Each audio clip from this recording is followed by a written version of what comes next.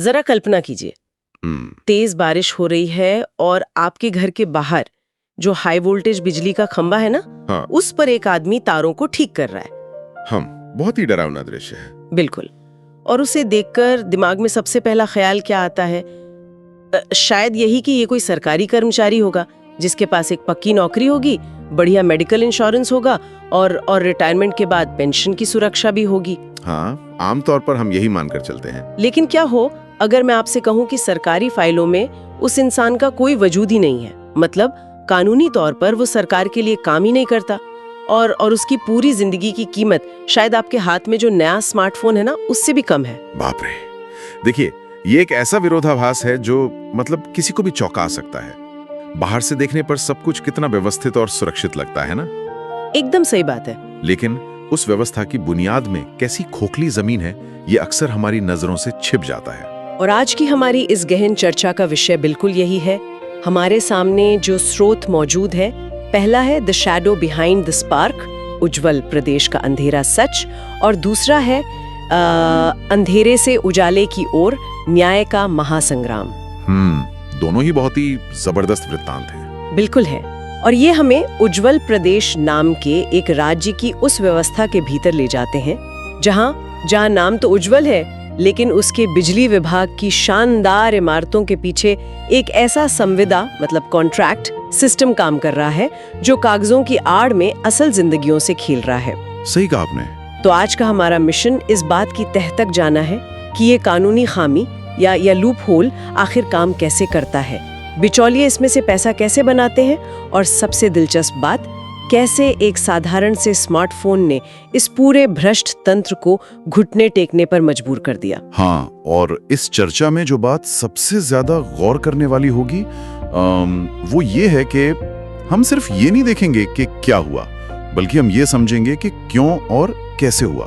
तो चलिए इन स्रोतों में दी गई एक केस स्टडी से शुरुआत करते हैं। इन दस्तावेजों में राजू नाम के एक युवा का विस्तार से जिक्र है और मुझे लगता है कि ये केस स्टडी पूरी व्यवस्था को समझने के लिए एक बेहतरीन उदाहरण है। हाँ, राजू की कहानी असल में हजारों युवाओं की कहानी है। बिल्कुल।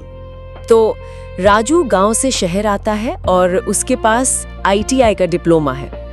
जो लोग नहीं जानते उनके लिए मैं बता दूं कि ITI एक तरह की तकनीकी और व्यावसायिक ट्रेनिंग है, जिसका सीधा मतलब है कि राजू हाई वोल्टेज तारों और ट्रांसफार्मर के साथ काम करने के लिए पूरी तरह से योग्य है, क्वालिफाइड है। हाँ, और उसका सपना बस अपनी और अपने परिवार की आर्थिक स्थिति सुधारना है। ओके। जब उसे नौकरी मिलती है ना, तो उसे कहता है कि बस उसने अपना लक्ष्य हासिल कर लिया। रोज सुबह वो बिजली विभाग के उसी दफ्तर में जाता है, उसी सरकारी लोगों वाली गाड़ी में बैठता है, वही नीले रंग की सरकारी गाड़ी। हाँ बिल्कुल वही, और वही काम करता है जो कोई भी स्थायी सरकारी कर्मचारी करता है। लेकिन यहाँ स्रोतों में एक बहुत ही अजीब बात सामने आती है। जब वो अपनी ड्यूटी ज्वाइन करने HR विभाग जाता है तो उसे एक कॉन्ट्रैक्ट पकड़ा दिया जाता है। यहीं से खेल शुरू होता है। और उस कॉन्ट्रैक्ट के मुताबिक राजू सरकार का कर्मचारी है ही नहीं। बाप रे! उसे शक्ति सर्विस सॉल्यूशंस नाम की एक प्राइवेट कंपनी के जरिए काम पर रखा गया है। तो मैं यहाँ रुककर आपसे पूछना चाहती हूँ, मतलब अगर राजू काम सरकार का कर रहा है, दफ्तर सरकार का है, तो बीच में शक्ति सर्विस सॉल्यूशंस कहाँ से आ गई? इसका असली काम क्या है? देखिए, यहीं से इस संविदा या कॉन्ट्रैक्ट व्यवस्था का असली मैकेनिज्म शुरू होता है। सरकार ने दरअसल काम को आउटसोर्स नहीं किया है, उसने अपनी जिम्मेदारी को आउटसोर्स कर दिया है। जिम्मेदारी को आउटसोर्स कर दिया, ये बहुत गहरी बात कही है आपने। हाँ, क्योंकि शक्ति सर्विस सॉल्यूशंस जैसी कंपनियां एक बिचौलिए, ये मिडिलमैन के तौर पर काम करती हैं। कागजों पर वे मानव संसाधन मुहैया करा रही हैं, लेकिन असल में वे सरकार और उस मजदूर के बीच एक दीवार खड़ी कर रही हैं। और इस दीवार का सीधा असर राजू की जेब पर कैसे पड़ता है, इसके आंकड़े स्रोतों में बहुत साफ साफ दिए गए हैं। और सच कहूं तो ये सब मुझे सबसे ज्यादा हैरान करने वाला लगा। आंकड़े हमेशा सच बोलते हैं। बिल्कुल। देखिए, सरकार के बजट में राजू जैसे एक स्किल्ड कर्मचारी के लिए हर महीने 25,000 रुपए आवंटित किए जाते हैं। 25,000? लेकिन राजू के बैंक खाते में महीने के अंत में सिर्फ 15,000 रुपए ही आते हैं, सीधा 10,000 रुपए का अंतर। तो मुझे यहाँ थोड़ा संशय हो रहा है, मतलब क्या शक्ति सर्विस सॉल्यूशंस ये 10,000 रुपए किसी खास सुविधा के लिए काट रही हैं? ये सवाल उठना लाजमी है ना? क्या वे राजू को कोई खास सेफ्टी गियर दे रहे हैं या कोई अलग से ट्रेनिंग करवा रहे हैं? आखिर कागजों पर वे इस 40% कटौती को सही कैसे ठहराते हैं? आपके संशय का जवाब स्रोतों की गहराई में छिपा है और जवाब है कुछ नहीं। कुछ भी नहीं? बिल्कुल कुछ नहीं।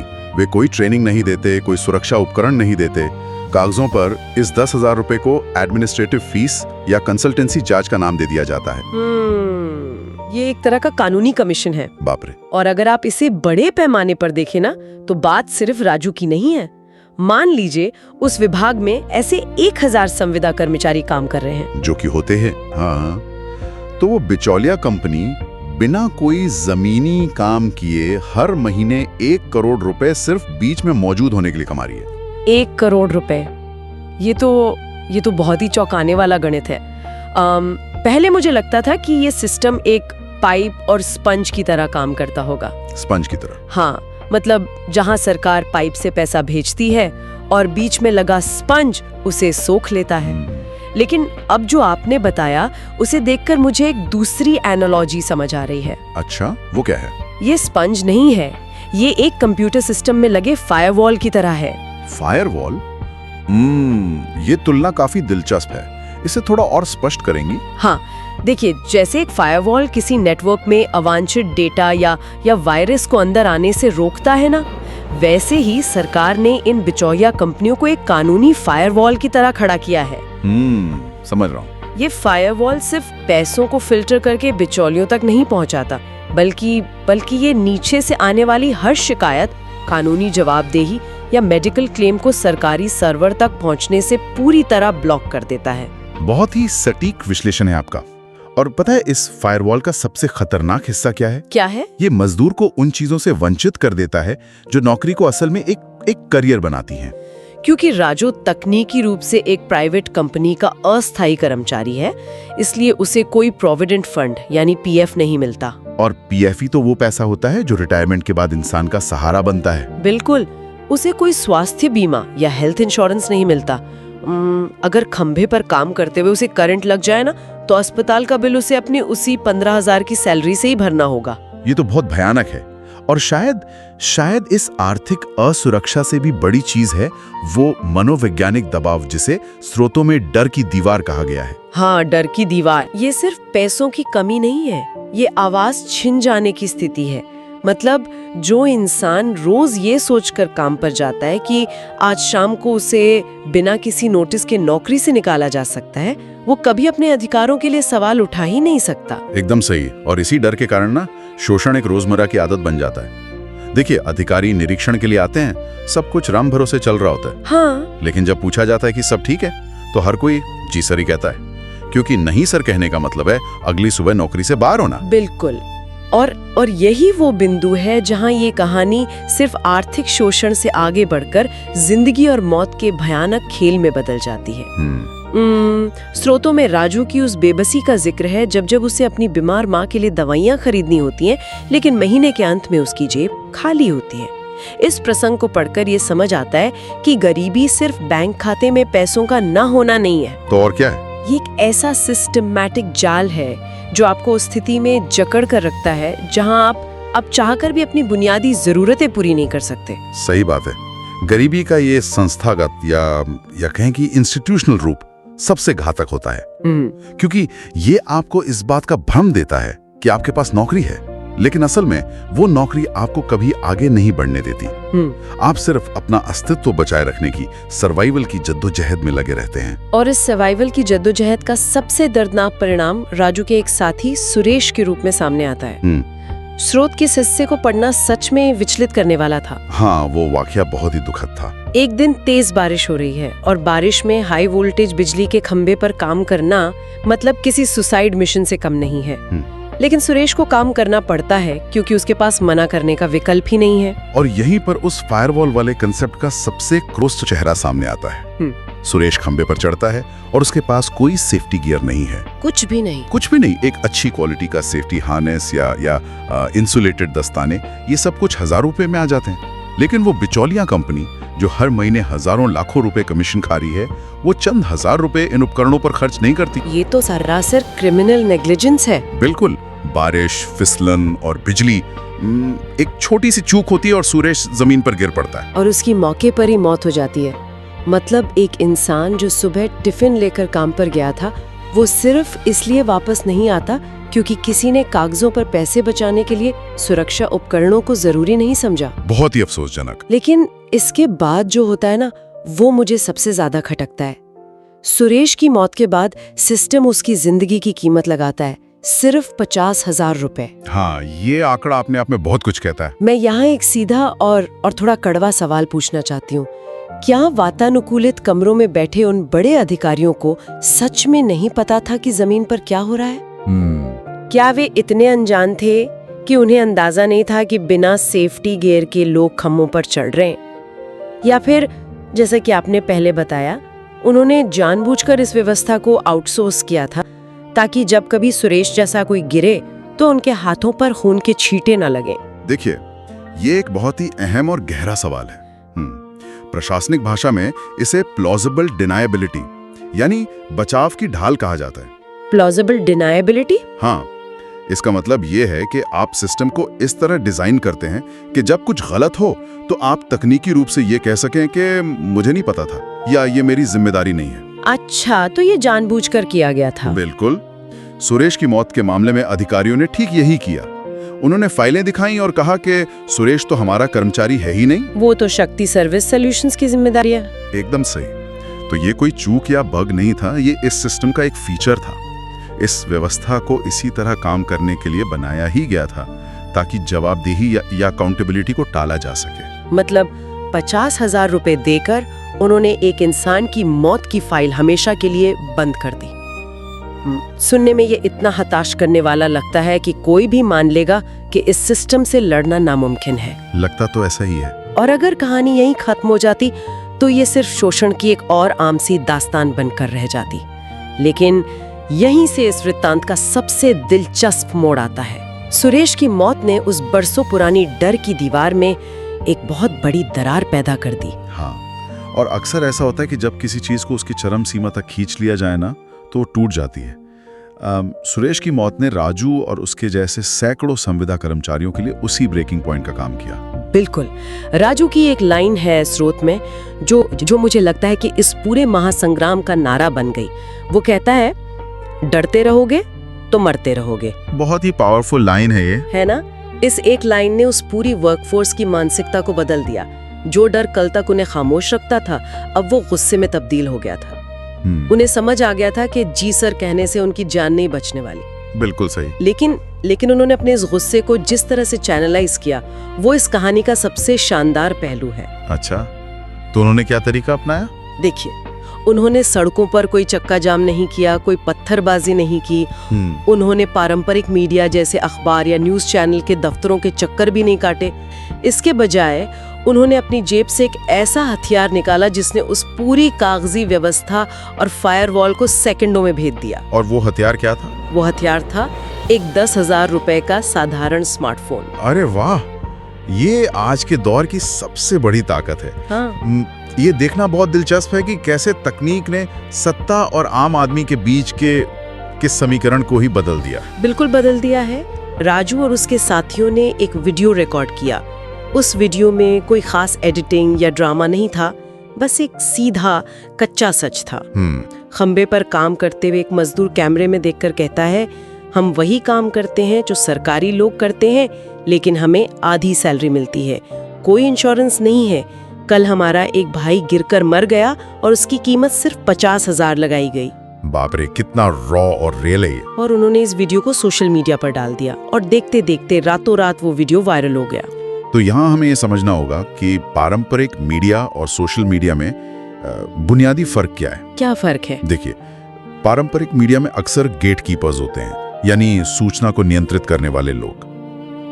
अगर आप किसी न्यूज चैनल के पास जाते हैं तो बहुत मुमकिन है कि कोई बड़ा अधिकारी फोन करके उस खबर को रोकवा दे। हाँ, ऐसा तो अक्सर होता है। ये एक कॉग्निटिव डिसोनेंस या विरोधाभास की स्थिति थी। कैसे?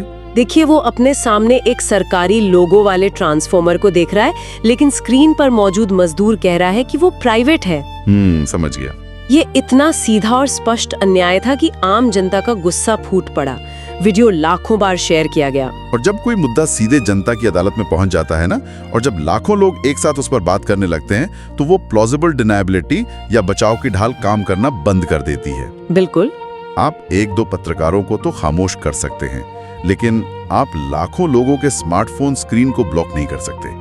सरकार और प्रशासन पर अचानक से जो जन दबाव बना, वो इतना भारी था कि वे अब ये हमारी जिम्मेदारी नहीं है वाली रटी रटाई लाइन बोल ही नहीं सकते थे। और इस दबाव का असर ये हुआ कि सरकार को तुरंत एक उच्च स्तरीय जांच के आदेश देने पड़े। वृत्तांत के इस चौथे और आखिरी हिस्से में जब इस जांच के नतीजे सामने आते हैं तो वो किसी बॉलीवुड सस्पेंस थ्रिलर से कम नहीं लगता। अच्छा। हाँ, क्योंकि ये सिर्फ 25,000 और 15,000 के बीच का गणित नहीं था। तो ये एक पूरा नेक्सस या मिली भगत थी। जांच में क्या क्या खुलासे हुए? जांच में पता चला कि ये संविदा का खेल करोड़ों रुपए का था। शक्ति सर्विस सॉल्यूशंस जैसी कई और बिचौलियां कंपनियां थीं जिन्हें कुछ भ्रष्ट अधिकारियों का सीधा संरक्षण प्राप्त था। बाप रे, सालों से न जाने कितने ही राजू और सुरेश जैसे युवाओं की मेहनत के उस 10,000 रुपए के हिस्से ने इन अधिकारियों और बिचौलियों के बंगले खड़े किए थे। ये एक पूरा इकोसिस्टम था जो इस शोषक व्यवस्था को सींच रहा था। और जब इतने बड़े पैमाने पर चीजें सामने आती है ना, तो व्यवस्था के पास सुधार के अलावा कोई चारा नहीं बचता। और सुधार हुआ भी। पता है, ये कहानी उन निराशाजनक कहानियों में से नहीं है जहां कमेटियां बनती हैं और रिपोर्ट बरसों तक धूल फाकती रहती है। ये तो बहुत अच्छी बात है। जन दबाव के कारण सरकार को एक ऐतिहासिक फैसला लेना पड़ा। उस पूरे संविदा या आउटसोर्सिंग सिस्टम को जड़ से खत्म कर दिया गया। बिचौलिया कंपनियों को ब्लैकलिस्ट कर दिया गया। अरे वाह! तो इसका जमीनी स्तर पर क्या असर हुआ? मतलब राजू जैसे कर्मचारियों के लिए क्या बदला? जमीनी स्तर पर बदलाव बहुत ही ठोस और तुरंत थे। विभाग ने डायरेक्ट हायरिंग यानी सीधी भर्ती की प्रक्रिया शुरू की। क्या बात है! अब बीच में कोई स्पंज नहीं था, कोई फायरवॉल नहीं था। राजू और उसके साथियों को सीधे विभाग के पेरोल पर लिया गया। इसका मतलब था कि अब उन्हें पूरी की पूरी 25,000 रुपए की सैलरी मिलने लगी। ये तो बहुत बड़ी जीत है। उनका पीएफ कटना शुरू हुआ, उन्हें सरकारी स्वास्थ्य बीमा मिला और सबसे जरूरी बात, जिसकी कीमत सुरेश ने अपनी जान देकर चुकाई थी, सुरक्षा उपकरण। हाँ, सेफ्टी गियर्स। बिना हाई क्वालिटी सेफ्टी गियर के किसी भी कर्मचारी का खंभे पर चढ़ना सख्त मना कर दिया गया। देखिए, अगर हम इस पूरे बदलाव को देखें ना, तो ये सिर्फ बैंक खाते में पैसे बढ़ने या सिर पर हेलमेट आ जाने की बात नहीं है। तो और क्या है? ये बदलाव एक बहुत ही बुनियादी इंसानी जरूरत की वापसी है, और वो है सम्मान। एक कागजी अस्थाई मजदूर जिसे कभी भी निकाला जा सकता था, अब वो उस व्यवस्था का एक पहचाना हुआ, जवाबदेह और सम्मानित हिस्सा बन गया था। कतवर तस्वीर पेश करता है। राजू आज भी खंभे पर चढ़ता है, वो आज भी उन्हीं तारों को जोड़ता है जो हमारे घरों को रोशन करते हैं। लेकिन अब डर नहीं है। बिल्कुल। आज जब वो काम करता है तो उसके हाथों में वो डर की कंपी नहीं होती। उसके दिल में ये खौफ नहीं होता कि अगर वो गिरा तो उसकी माँ दवाइयों के बिना तड़प कर मर जाएगी। क्योंकि उसने ये हक किसी से खैरात में नहीं मांगा है, बल्कि उसने इस पूरे तंत्र की कमजोरियों को समझकर एकजुट होकर इसे जीता है। और जब कोई इंसान इस तरह अपना हक हासिल करता है ना, तो वो सिर्फ एक कर्मचारी नहीं रहता, वो एक जागरूक नागरिक बन जाता है। एकदम सही कहा आपने। और शायद उज्जवल प्रदेश को अपना असली उजाला उसी दिन मिला जब इन मजदूरों ने उस छिपे हुए अंधेरे को स्मार्टफोन की फ्लैशलाइट से पूरी दुनिया के सामने बेनकाब कर दिया। बिल्कुल। योग खड़ा किया जाता है। हमने समझा कि कैसे बिचौलिया कंपनियां एक फायरवॉल की तरह काम करती हैं। और हमने ये भी देखा कि कैसे डिजिटल जागरूकता ने उस डर की दीवार को गिरा दिया। हाँ, और सबसे महत्वपूर्ण बात, हमने ये देखा कि अज्ञानता और डर के अंधेरे को कैसे तोड़ा जा सकता है। ये केस स्टडी हमें ये भी सिखाती है कि भ्रष्टाचार हमेशा मतलब लिफाफे में पैसे लेने के रूप में नहीं होता। कई बार वो एकदम कानूनी दिखने वाले अनुबंधों और नीतियों के पीछे छिपा होता है, जहां वो रोजमर्रा की एक सामान्य प्रक्रिया नजर आता है। और यहीं पर इस पूरी चर्चा को समेटते हुए स्रोतों से परे जाकर एक विचार मन में कौंधका है। सुनने वालों के लिए ये एक ऐसा सवाल है जो शायद इस चर्चा के खत्म होने के बाद भी उनके दिमाग में गूंजता रहेगा। वो क्या है? आज जब हम अपने घर के वातानुकूलित कमरे में बैठकर ये चर्चा सुन रहे हैं, तो जरा सोचिए हमारे आसपास ऐसी कितनी और बुनियादी सुविधाएं या सेवाएं हैं जो सुचारू रूप से चल रही हैं। हो सकता है वो हर सुबह हमारी गली का कचरा उठाने वाला सफाई कर्मचारी हो, या तपती धूप में 10 मिनट के अंदर हमारा खाना पहुंचाने वाला डिलीवरी बॉय हो, या हमारे शहर की सबसे ऊंची इमारत को बनाने वाला कोई मजदूर हो। बिल्कुल, ये सभी हमारे आसपास ही हैं। अगर उज्जवल प्रदेश की रोशनी के पीछे इतने सालों तक एक ऐसा अदृश्य संविदा सिस्टम और सुरेश जैसी सस्ती जिंदगियों का खौफनाक सच छिपा हो सकता है, तो क्या ये मुमकिन नहीं कि आज हमारे आसपास के इस विकास और सुविधा के पीछे भी कोई ऐसा ही फायरवॉल काम कर रहा हो? ये तो सोचने वाली बात है। क्या हम उस हर रोशनी, उस हर आराम के पीछे खड़े उन अनदेखे चेहरों और उनकी खामोशी को देखने के लिए सच में तैयार हैं, या हम भी उसी प्लॉजिबल डिनायबिलिटी का हिस्सा बन गए हैं? सोचने के लिए बहुत कुछ है। इसी विचार के साथ द डीप डाइव की इस गहन चर्चा को हम यहीं विराम देते हैं।